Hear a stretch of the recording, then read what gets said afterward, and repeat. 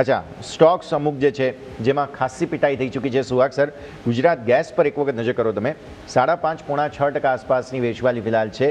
સ્વાભાવિક છે કે એલએનજી સપ્લાય અત્યારે ડિસરપ્ટેડ છે, જેના કારણે થઈને અત્યારે ફિલહાલ ગુજરાત ગેસમાં અસર આવી છે. સુહાગ સર, કઈ રીતે જુઓ છો તમે ચાર્ટ્સ?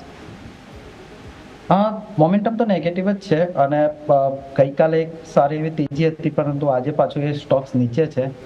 નીચેની સાઈડ 389 અને 382 નો એક સપોર્ટ લેવલ છે અને ઉપરની બાજુ છે એ 431 નો છે.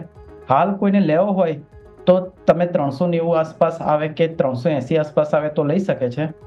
અને હાલ પૂરતું કોઈ બંનેની વચ્ચે કોઈ એવું ખાસ એવું સ્ટ્રોંગ પેલું નથી કે એક વન સાઇડેડ છે, તે સેન્ડવિચની માફક છે બંને બાજુથી. ઓકે, તો ગુજરાત ગેસ થઈ ગયો તમારા માટે થઈને કે જેને તમે અહીંયાથી ખાસ ધ્યાન પર રાખો. સ્ટોકમાં મેજર એક્શન બનતું જોવા મળી રહ્યું છે.